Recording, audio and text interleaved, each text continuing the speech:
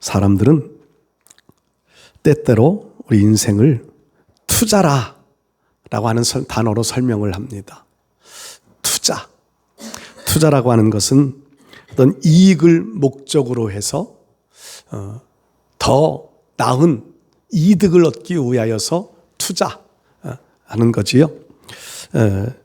제일 투자하면 먼저 생각나는 것은 경제적인 이익 목적입니다. 경제적으로 내가 적금을 해놓든지 보험을 들어놓든지 주식을 사든지 요즘은 코인을 사든지 이것이 나중에 내게 지금 들여놓은 것보다 더 많은 것들로 내게 얻어질 것이다 라고 하는 기대감을 가지고 투자를 합니다. 근데 이 투자가 다 잘 되는 것만은 아니에요. 어떤 경우는 이득을 얻는 경우도 있지만 손해를 보는 경우들도 있습니다. 그래서 이 단어는 적금이라는 단어, 저금이라는 단어와는 다르게 투자. 이 투자라는 말 그대로 위험성도 감수해야만 하는 것이 투자지요. 우리 인생을 때때로 이 투자라고 하는 것은 인생이 우리의 미래가 어떻게 바뀌어질지 모르기 때문입니다. 우리 인생의 미래가 정말 시온의 대로와 같은 길들이 열려지게 될지 아니면 험한 풍파를 만나 험난한 길을 걸어가게 될지 우리는 우리의 미래를 전혀 알지 못합니다. 그래서 인생을 투자라고 하는 표현을 사용하기도 합니다. 자녀를 양육할 때도 투자라고 하는 비유로 설명하는 경우들도 있습니다.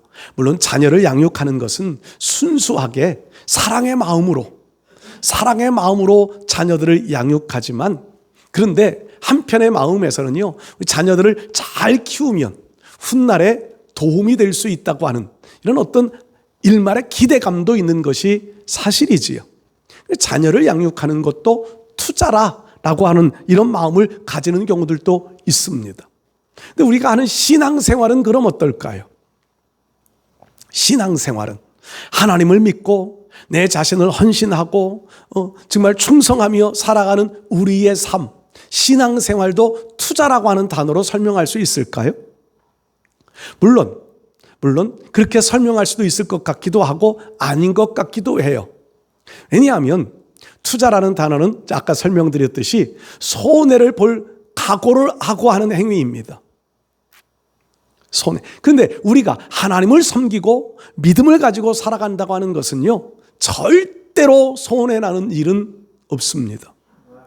그래서 저는 신앙생활은 투자라는 말로는 좀 적합하지는 않다라는 생각을 하면서도요, 그럼에도 제가 투자라는 단어를 먼저 설명하는 것은요, 우리가 신앙생활도 어떻게 보면 투자와 같습니다. 하나님을 믿는 믿음의 삶이 그렇게 여유롭고 넉넉해서 하는 것은 아니지요.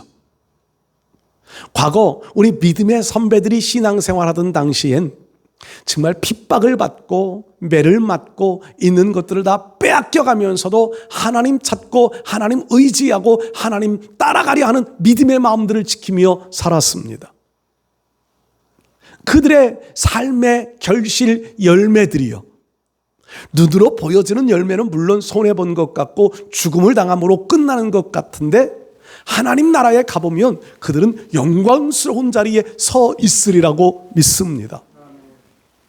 그리고 성경의 원리의 말씀대로 그들의 후손들이 잘 되어지는 열매들을 훨씬 많이 우리는 볼 수 있습니다. 잘 되는 측면에서 보면 투자라는 단어도 틀리지만은 않을 것 같다는 생각을 합니다.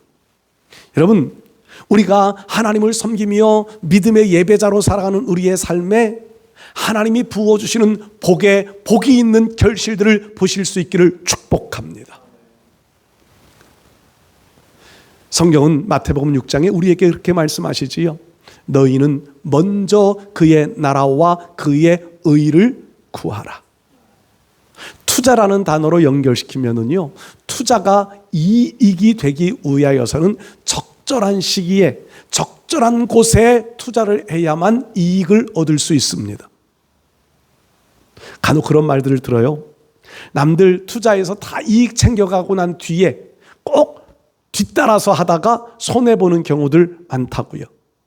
적절한 시기에 적절한 종목에 적절한 곳에 투자를 하면 이익을 얻을 수 있습니다.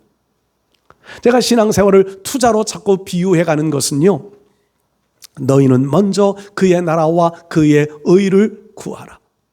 하나님을 섬기는 일이 먼저가 되고 하나님을 섬기는 시간이 먼저가 되고 하나님 앞에 나가는 것이 먼저가 되어지면 하나님은 우리 인생을 절대로 손해보게 버려두지 않으십니다.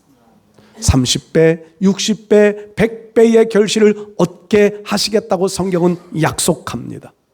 근데 문제는 순수한 하나님을 신뢰하는 믿음이 아닌 남들이 하니까 나도 따라하는 식의 일들이 되어지니까 신앙생활을 하면서도 힘들고 어려운 이런 신앙이 되어질 경우들이 생겨지지요. 여러분, 우리가 하는 신앙생활에는 정말 좋은 열매 있는 신앙이 되실 수 있기를 바랍니다. 때로 우리 인생을요, 등급에 비유하기도 해요. 등급. A등급, B등급, 1등급, 2등급. 등급으로 비유하기도 합니다. 예전에 들었던 등급에 대한 비유가 있는데요. 자녀들을 키울 때 공부도 잘하고 말도 잘 들으면 1등급. 공부를 잘하는데 말을 잘 안 들으면 2등급. 3등급은요. 공부도 못하고 말도 안 듣고 4등급도 있대요. 4등급은요. 공부도 못하고 말도 안 듣는 게 꼭 하는 짓이 지혜비 닮았다고. 4등급이래요. 뭐 웃자고 만들어 놓은 비유겠지요. 근데 우리 인생이 하나님이 보실 때에 우리 인생도 등급이 좀 나누어지지 않을까요? 1등급, 2등급, 3등급. 여러분들은 하나님이 보실 때에 몇 등급쯤 되신다고 생각하세요? 우리가 이 땅 위에 살아가는 동안에는 아무도 그것을 알지 못합니다. 아무도. 정말 교회 생활에 모범이 되어지는 것 같은 최고의 신앙생활을 하는 것 같음에도 불구하고 하나님 나라에서는요, 최하 등급을 받을 수도 있고요. 우리의 눈에 보이기에는 정말 만신창이 같은 그런 신앙생활을 하는 것 같은데도 하나님 앞에 가면 1등급으로 분류되어질 수 있는 경우도 있습니다. 차이는 어디에 있을까요? 우스갯소리 같은 농담이었지만 마지막 등급에 하는 짓이 누구 닮아? 우리 신앙의 삶이, 믿음이 하나님 닮아가면 하나님의 성품, 하나님의 마음, 하나님의 그 애틋한 마음, 그 하나님의 마음 닮아가면 하나님은 그것을 가장 귀하게 여겨 주실 줄로 믿습니다. 여러분, 오늘 우리가 야곱에 대한 한 부분을 읽었습니다. 야곱의 인생, 참 파란만장한 우여곡절 참 많은 그런 인생을 삽니다. 그의 초기 인생은요, 야곱이라고 하는 말 그대로 형의 발 뒤꿈치를 잡고 태어나와서 사기꾼 같은, 정말 어떤 분은 야곱 같은 사람은 성경에 기록되지 않으면 더 좋을 뻔한 사람이라고 이렇게 가롯 유다를 빗대어 하는 예수님의 표현처럼 야곱을 그렇게 표현하시는 분도 들었습니다. 정말 사기꾼 같은 사람이에요.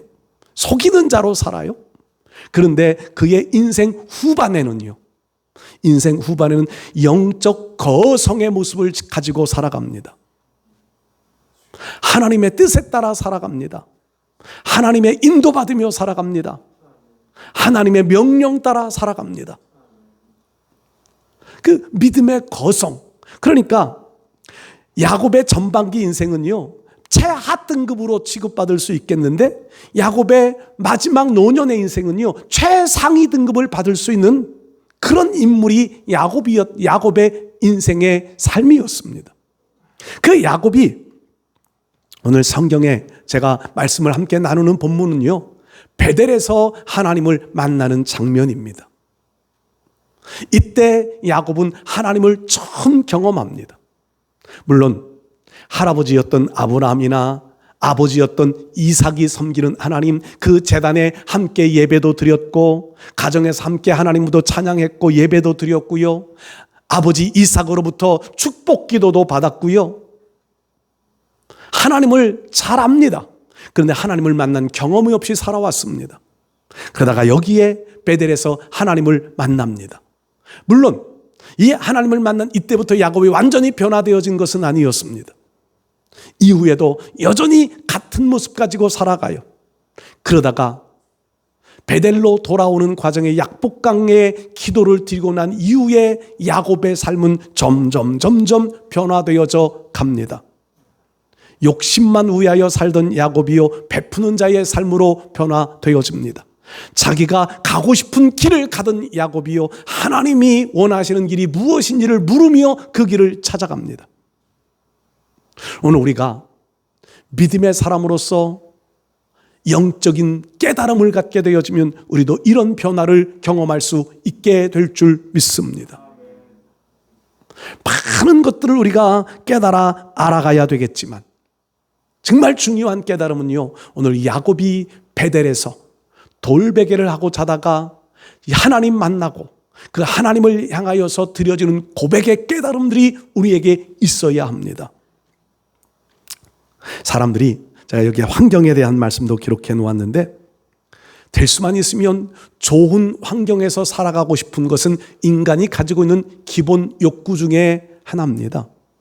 좋은 환경, 할 수만 있으면 좋은 집, 할 수만 있으면 좋은 환경, 할 수만 있으면 좋은 차 타고 싶은 것, 여러분들도 저도 동일한 욕심들을 가지고 살아갑니다. 그런데 신앙인의 입장에서 바꾸어 생각해 보면은요, 아무리 좋은 환경들 속에서 살아간다 할지라도 하나님이 함께 해주시지 않는 삶이라면요, 그것은 지옥의 삶이에요.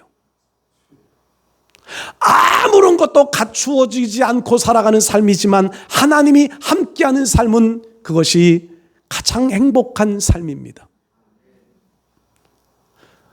인류가 살았던 역사 속에서 가장 아름다웠던 곳을 뽑으라면 누구든지 에덴 동산을 뽑습니다. 에덴 동산이 왜 행복하고 왜 아름답고 왜 좋은 곳이냐 하면 아담과 하와만 사는 곳이 아니라 하나님이 그곳에 함께 해주셨기 때문이었습니다. 우리는 왕궁의 비유도 이런 비유를 합니다. 화려하고 아름답게 꾸며진 궁궐일지라도 왕이 살지 않는다면 그곳은 일반 집일 뿐이에요. 근데 시골, 정말 그 외딴 곳에 왕이 그곳에 가서 왕이 그곳에서 살고 있으면 그곳이 궁궐이 될 수 있지요. 하나님이 우리의 삶에 함께 하시면 우리는 어느 곳에서 살든지 그곳이 천국입니다. 하나님 없는 삶을 살아간다면 그곳은 지옥이고요. 야곱의 신앙의 고백이 그 고백의 기준입니다. 하나님과 함께하는 삶을 살 것들을 다짐하는 야곱의 고백. 오늘 이 야곱이 깨달았던 이 깨달음들을 우리도 깨달아 우리의 삶을 그런 삶으로 만들어 가실 수 있기를 축복합니다. 첫 번째로요, 야곱은 베델 광야에서 깨달아 고백하는 것이요, 여기도 하나님이 계셨다, 여기도 하나님이 계시다라고 하는 것을 깨달아 고백합니다. 성경 내용은 이런 거지요. 앞에 27장에서부터 보면 아버지 이삭이 나이가 많아 이제 자기가 죽을 날이 다가오고 있다고 하는 것을 느낍니다. 그래서 에서를 불러놓고, 야곱의 형이었던 에서를 불러놓고, 장남이잖아요. 불러놓고 내가 너에게 장자권의 축복 기도를 해줄게. 단 별미를 좀 만들어 가지고 와라. 별미를 만들어 오면 그것을 먹고 내가 복을 빌어줄게. 그래서 에서가 그 소리를 듣고 사냥을 하러 산으로 갑니다. 근데 그 소리를 들은 엄마가, 리브가가, 아버지 이삭은 에서 편이라면 엄마 리브가는 야곱 편이에요. 이 야곱에게 축복 기도를 받게 해주고 싶어요. 왜냐하면 리브가는요, 쌍둥이를 배에 뱄을 때 하나님이 하신 말씀을 잊어버리지 않는 거예요. 큰 자가 작은 자를 섬기리라. 큰 자가 먼저 태어났지만 그가 하나님의 복받은 자가 아니라 작은 자로 태어난 둘째가 하나님의 복받을 자라고 하는 것을 리브가는 깨달았습니다. 그래서 이삭이 축복 기도를 해주려 할 때 에서가 사냥하러 간 틈을 타서 염소를 양을 잡아다가 음식을 만들고 야곱을 에서처럼 변장시키고 그리고는 이삭에게 들여 보냅니다. 저는 참 이해가 잘 되지 않아요. 이삭이 아무리 눈이 어두워서 앞을 보지 못한다 할지라도요, 염소 털로 몸을 하고 들어간, 털을 감싸고 들어간 야곱을 에서인 줄 알고 축복 기도를 해주는 그게 좀 이해가 되지는 않아요. 그런데 저는 믿음으로 받아들인 것은요, 하나님이 그렇게 역사하셨다는 겁니다. 야곱이 형 대신에 복을 받습니다. 하늘의 이슬의 복, 땅의 기름짐의 복, 인권의 복, 다 복을 받아요.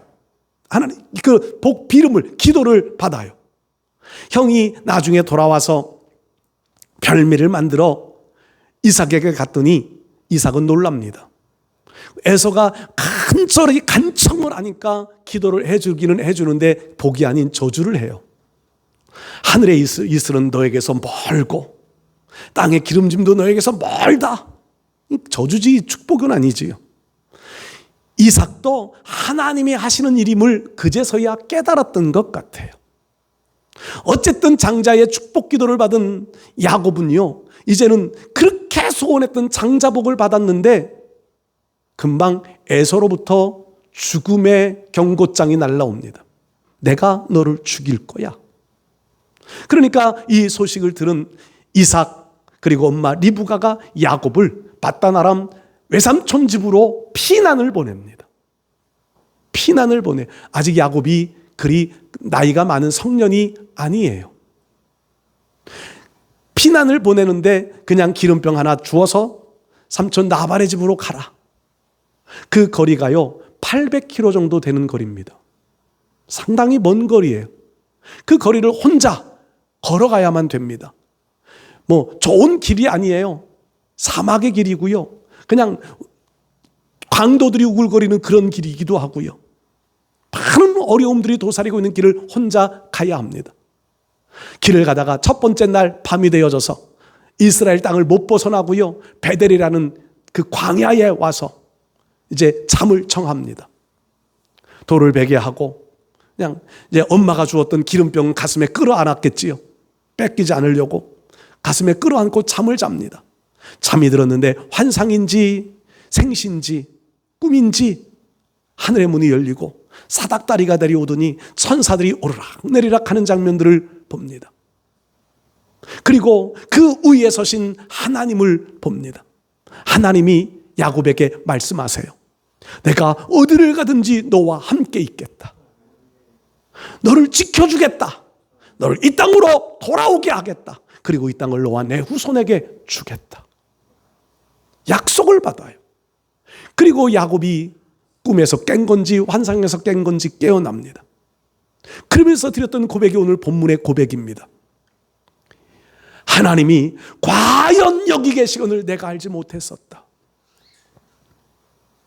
이전에 야곱의 마음속에 가지고 있는 생각은요, 할아버지 아브라함이 드려던 제단, 아버지 이삭이 드리던 제단, 거기에 하나님이 임재하셨던 것은 보았습니다. 그래서 제단 안에만 계신 줄 알았습니다. 할아버지 아버지와만은 함께 하셨던 것을 그렇게 알고 있었습니다. 그런데 지금 하나님은 나와도 함께하고 계시다고 하는 것을 깨달은 거예요. 여러분, 우리가 살아가는 삶의 현장 모든 여건들 속에서 하나님이 나와 함께하고 계심을 믿으시기를 바랍니다. 깨달으셔야 돼요. 주님을, 하나님, 나와 함께 하시는 하나님을 만나셔야 됩니다. 베델과 같은 그런 곳일지라 할지라도 거기도 하나님이 함께 계십니다. 오늘 우리가 삶을 살아가면서 고달픈 인생, 어려운 인생, 정말 한숨 지을 수 있는 인생의 길을 걸어가지만 그 순간순간에도 하나님은 함께 계심을 믿으시기 바랍니다. 모래 위에 두 발짝이라고 하는 유명한 신앙 고백의 시가 있음을 여러분들 제가 여러 번 말씀드렸습니다. 꿈속에 보니 모래 위를 걸어가고 있는데 거기에 나란히 두 발자국이 찍혀 있습니다. 하나는 나의 발자국, 하나는 주님의 발자국. 그런데 어느 한 순간순간에 하나의 발자국밖에 보이지 않습니다. 그때를 자기가 생각해 보니까 자기 인생의 고달픈 순간, 어려움의 순간들, 그때는 하나의 발자국밖에 보이지 않아요. 그래서 주님께 따집니다. 주님, 늘 내 곁에 계시겠다고 약속해 주시더니 어렵고 힘들고 고달플 때는 왜 나를 버리시고 나 혼자만 걸어오게 하셨습니까? 주님은 고요하게 말씀하십니다. 얘야, 그때는 내가 너를 안고 걸었단다. 그것은 자기 발자국이 아닌 주님 발자국이었더라는 거지요. 여러분, 주님은 우리를 버리지도 않고 떠나지도 아니하십니다. 이사야 41장 말씀처럼 내가 너를 싫어하여 버리지 않았다. 주님은 우리 곁을 한 번도 떠나신 적이 없습니다. 우리가 주님을 잊어버리고 살았던 것일 뿐이지요. 우리 사랑하는 성도 여러분들, 주님은 지금도 여기에 함께하고 계심을 믿으시기 바랍니다. 주님은 나의 인생 모든 삶의 영역들 속에 늘 동행하고 계심을 믿으시기 바랍니다. 이걸 깨닫는 신앙이 승리의 신앙인이고, 이것을 깨닫는 신앙이요 어디서든지 주께 영광 돌릴 수 있는 신앙이 될 수 있을 줄 믿습니다. 두 번째로요, 우리가 깨달아야 될 것은요, 여기도 하나님의 집이라고 하는 것을 깨달아야 합니다. 여기라고 하는 것은요, 우리 교회에도 말하는 것이지만, 아니 교회뿐만 아니라 내가 살아가는 모든 삶의 환경이 하나님의 집이라는 겁니다. 야곱이 17절에 그렇게 고백해요. 17절, 두렵도다 하면서 이곳이요, 이것은 다름 아닌 하나님의 집이라. 하나님의 집. 야곱은 마마보이 같이 자라납니다. 엄마의 품속에서. 그래서 내성적이고요, 내성적이에요. 굉장히 소심해요. 소극적이에요. 이사가게 나가라고 엄마가 막 밀어놓을 때도 보면 굉장히 소극적이에요. 부정적이에요. 꼭 저 같아요. 꼭. 그래서 저는 저를 야곱이라고 그래요. 소심하고 부정적이고 아주 누구의 도움이 없으면 아무것도 할 수 없는 그런 인생을 살아왔던 것이 야곱이에요. 처음 아마 독립의 길을 걸어갈 거예요. 그런데 거기에 하늘의 문이 열리고 하나님을 만나더니 하는 고백이요, 하나님이 과연 여기도 계시고 여기가 하나님의 집이다. 이 집이라고 하는 개념은 예배의 처소를 표현하는 거예요. 예배의 처소. 할아버지, 아버지가 드리던 제단, 거기만 하나님의 집이 아니라 야곱이 지금 잠을 자고 있는 여기도 하나님의 집이라는 겁니다. 여러분, 여러분들이 가는 처소가 하나님의 집이 되실 수 있기를 축복합니다. 그것은, 하나님의 집은요, 하나님과의 만남이 이루어지고, 그곳에서 하나님의 말씀이 임하여지고, 그곳에서 하나님의 뜻을 이룰 수 있는 믿음의 길을 걸어가는 것, 이게 하나님의 집이지요.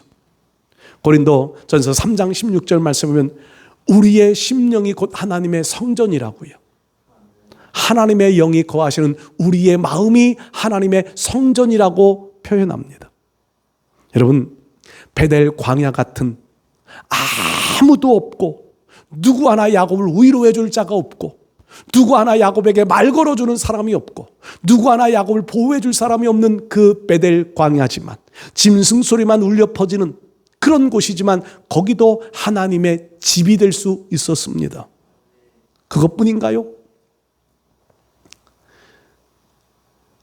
다니엘이 사자굴 속에 들어갑니다. 사자굴 속, 거기도 하나님의 집이 될 수 있었습니다. 모세가 미디안 광야에서 양을 치다가 호렙산에 가지요. 호렙산의 떨기나무, 타지 않는 떨기나무, 그곳이 하나님의 집이었습니다. 그래서 하나님은 모세에게 그렇게 말해요. 네가 가서 백성들을 이끌어 이곳에 와서 이곳에서 예배 드리는 것을 증거로 볼 수 있을 거다. 거기가 하나님의 집이 되어져요. 훗날 엘리야도 하늘에서도 불을 끌어내렸지만 이세벨의 칼날, 이세벨의 협박이 두려워 도망자가 됩니다. 하나님 그들을 이 호렙산으로 이끌어 오셔서 지진 가운데도 불 가운데도 시끄러운 소리 가운데도 하나님 나타나지 않으시더니 고요함 속에서 하나님 그를 만나 주시지요. 그곳이 하나님의 집이 되어집니다. 우리 사랑하는 성도 여러분들, 여러분들이 살아가는 환경과 형편이 중요한 게 아니라 그것이 하나님의 집으로 삼고 살아가는 것이 중요해요. 내가 예배자가 되어 살아가는 것이 중요하다는 말입니다. 하나님을 찾고 하나님 앞에 정말 찬송하며 하나님께 기도하며 살아가는 그 장소, 거기가 하나님의 집이 되어질 수 있을 줄 믿습니다. 여기가 하나님의 집임을 야곱은 깨달았습니다. 세 번째 깨달음이요, 17절 뒷부분에 보면 이는 하늘의 문이로다. 여기가 하늘의 문이 열린 곳이라고 하는 것을 깨달았던 거지요. 하늘의 문. 문이라고 하는 것은 우리 생활과 참 밀접한 관계를 가지고 있습니다. 문이라고 하는 것은 내가 들어가고 나가고 하는 그 중요한 곳이 문이에요. 그 문은요, 내 출입뿐만 아니라 보호를 위한 곳입니다. 교회가 문을 열어놨더니요, 쥐도 들어오고 고양이도 들어와요. 그래서 제가 문 못 열어놓게 해요. 꼭 문 닫으시라고. 꼭 문 닫으시라고. 보호를 상징해요. 보호. 문을 여러분 잠궈 놓고 다니는 이유가 왜 그러세요? 도적이 못 들어오게 하기 위함이에요. 보호를 상징하는, 지켜줌의 상징이기도 하지요. 여기가 하늘의 문이라. 하늘과 통하는 장소. 야곱이 고백하는 이 하늘의 문이라고 하는 것은요, 하나님의 영광을 볼 수 있는 장소, 하나님과 대면하여 대화를 나눌 수 있는 장소, 하나님이 보호하심의 은혜가 있는 장소, 하늘의 문이라고 하는 표현을 사용합니다. 요한계시록의 말씀에 우리가 잘 아는 빌라델비아 교회를 향하여서는 너희에게 열린 문을 두었다고 약속하십니다. 그것은 빌라델비아 교회를 향한 하나님의 축복의 통로가 열려 있다는 거지요. 열린 문은 축복의 통로가 열려지는 것들을 말씀하는 것이기도 합니다. 여러분, 우리 사랑하는 성도들이 신앙생활하면서 여러분들의 삶의 모든 영역들 속에 이 하늘의 문이 열려지실 수 있기를 축복합니다. 하나님은 이렇게 말씀하시지요. 하나님이 닫으면 열 자가 없고 하나님이 열어놓으면 닫을 자가 없습니다. 우리의 인생 속에 하나님께서 열어주신 하늘의 문이 있어야 합니다. 야곱에게는요, 이 하늘의 문이 지금 열려져 있습니다. 이 야곱은 성경 말씀 우리가 계속 창세기 말씀을 읽으면 야곱은 가는 곳마다 혼자 가는 것 같지만 혼자 가는 게 아니에요. 하나님이 함께 해주셨습니다. 야곱이 기도하는 대로 하나님은 그 기도를 들어주시지요. 한 예가요, 바단 아람에서 도망자같이 고향으로 돌아옵니다. 삼촌 라반의 집에서 거부가 되어져서 가족들을 이끌고 그 많은 재산들을 이끌고 도망자가 되어 도망옵니다. 훗날 라반이 며칠 있다가 그 소식을 들어요. 그래서 야곱이 도망갔다 괘씸해서요, 군대들만 이끌고 야곱을 추격해 옵니다. 그 추격해 오는 목적이 뭐예요? 물론 우상, 드라빔을 찾기 위한 목적도 있지만 야곱의 재산 뺏어가려고 하는 목적이에요. 그런데 거기에 야곱은 전혀 그것을 모릅니다. 하나님이 거기에 개입하세요. 라반에게 나타나셔서 너 야곱에게 선악간에 말하지 말아라. 그러니까 라반이 하나님의 보호함을 받고 있는 야곱을 쳐야 자기만 손해예요. 그래서 드라빔 찾으러 왔다고 하는 핑계를 대곤 그리고는 돌아가지요. 형 에서가 400명의 군사를 거느리고 야곱을 맞이하러 오고 있다고 하는 소식을 들어요. 야곱은 군사가 없어요. 훈련된 군사가 없어요. 그냥 죽을 수밖에 없는, 그러니까 야곱이 가장 두려웠던 시기, 가장 어려웠던 시기, 그때 약복강가에서 기도해요. 열린 문을 가지고 있는 야곱은요, 하나님이 그 기도를 들어주십니다. 약복강을 건너기 전에 야곱은 기도하는데요, 하나님 약복강 건너에 에서의 마음을 다 만주어 주십니다. 바꾸어 주세요. 그리고 그 다음날 에서를 만날 때 에서는 400명 군사 거느리고 오는 목적이 야곱을 죽이기 위한 거였잖아요. 하나님이 그 마음 바꿔주시니까 야곱을 보자마자 그냥 끌어안고 입을 맞추고 형제를 나누, 하나님이 그렇게 바꾸어 주시는 거예요. 그리고 그 400명의 군사가 죽이려고 끌고 왔던 400명의 군사가 야곱 가족과 재산을 보호해주는 호위병이 되게 만들어요. 내가 너를 지켜줄게, 호위해줄게, 가자. 하나님은 이렇게 만들어 주시는 거예요. 물론 에서는 그것을 거절하고 혼자 가게 되지만, 하나님 열린 문을 가진 사람들은요, 이런 역사를 하나님이 이루어 주실 줄 믿습니다. 오늘 아침에 제가 열왕기하, 역대하 말씀을 읽다가 이런 말씀을 깨달았어요. 여호사밧의 아들 여호람이라는 사람이 있어요. 여호사밧 얼마나 훌륭한 하나님의 정말 의로운 왕이에요. 그 뒤를 이어 여호람이 왕이 돼요. 얼마 동안 통치하면 8년밖에 못해요. 8년. 근데 그 8년을 위하여서요, 형제들을 다 죽여요. 그리고 백성들도 많은 백성들을 죽여요. 자기 왕권을 지켜보겠다고. 자기 왕권 지켜보겠다고 형제들도 다 죽이고, 그리고 그 백성들도 죽이면서 왕을 지키려고 그래요. 그런데 하나님이 그를 8년밖에 왕위를 지키지 못하게 하고 죽게 해요. 그리고 그 후에 아하시아가 왕이 또 되어지지요. 여러분, 그 말씀을 보면서 저는 그런 생각했어요. 하나님이 지켜주시지 않는데 내가 아무리 나를 보호하려고 몸부림을 쳐도 하나님이 죽이면 끝이에요. 우리의 인생이 짧은 인생을 살아간다 할지라도 하나님이 지켜주시는 인생이 되었으면 우리 인생은 여호사밧과 같은 인생, 요시야와 같은 인생, 그런 인생 될 수 있을 줄로 믿습니다. 히스기야 같은 그런 이름을 남길 수 있는 신앙이 되어지면 얼마나 좋겠습니까? 그런 이들은 하늘의 문을 열어놓은 인생입니다. 우리 사랑하는 성도 여러분들, 야곱은 베델에서 잠을 자면서 하나님을 만나고, 여기가 하나님의 전이고 여기가 하나님의 집이고 하나님이 여기에도 함께 계시고 여기가 하늘의 문이다 라고 하는 것을 깨달아요. 그리고 그곳에서 서원을 드리고 훗날 바다나람에서 돌아올 때에도 그 베델을 향하여 돌아가게 되지요. 베델을 향하여 옵니다. 중간에 멈추지만 하나님은 너 베델로 올라와라, 거기서 다시 만나자. 우리의 삶도 영적 베델이 있어야 합니다. 영적 베델, 하나님을 만나는 베델, 하나님으로부터 보장받을 수 있는 베델, 그리고 우리의 신앙의 목적지가 되어질 베델, 하늘의 문이 열려져 있는 곳, 하나님의 전이 되어줄 수 있는 곳, 하나님이 함께 계심을 경험하는 곳, 이 베델, 여러분들 이 베델을 꼭 만들어 꼭 간직하고 살아가는 우리의 삶이 되어 하나님께 영광 돌릴 수 있는 승리의 자가 되어주실 수 있기를 주의 이름으로 축복합니다.